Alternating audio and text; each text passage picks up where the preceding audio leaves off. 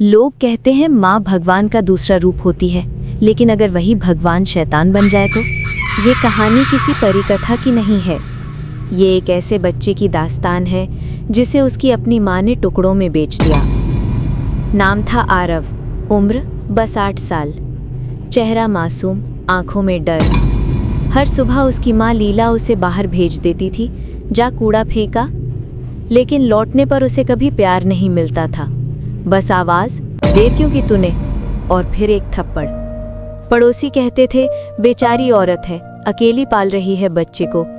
पर किसी ने नहीं देखा कि वो औरत हर रात अपने कमरे में किसी से फोन पर बातें करती थी और कहती थी अगला हिस्सा तैयार है। एक रात आरव की आंख खुली, उसे अपनी माँ की आवाज़ सुनाई दी। वो कह रही थी कल सुबह डॉक्टर आएगा, इस बार बस थोड़ा सा हिस्सा, बच्चे को कुछ नहीं होगा। आरव डर गया, वो समझ नहीं पा रहा था कि बात किसकी हो रही है। सुबह एक आदमी आया, सफेद कोट में, हाथ में बैग। माँ ने कहा आरव सो जा बेटा, बस थोड़ा इंजेक्शन लगेगा। और अगले ही पल सब अंधेरा। जब आरव जागा, उसका हाथ भारी था, दर्द हो रहा था। उसने देखा उसकी कलाई पर पट्टी बंधी थी। माँ ने कहा गिर गया था तू, लेकिन उसे पता था वो नहीं गिरा था।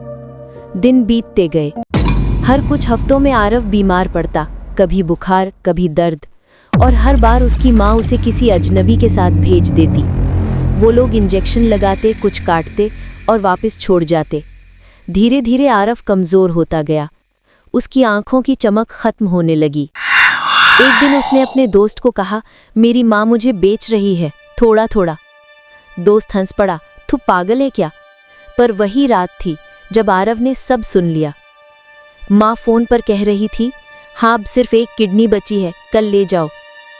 आरव उस रात भाग गया, ठंडी सड़क पर नंगे पांव, बारिश में भीगता हुआ। लेकिन वो दूर नहीं जा पाया।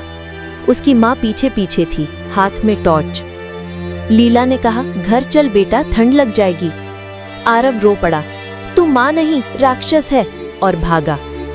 अगले दिन पुलिस ने सड़क किनारे एक बच्चे की लाश पाई।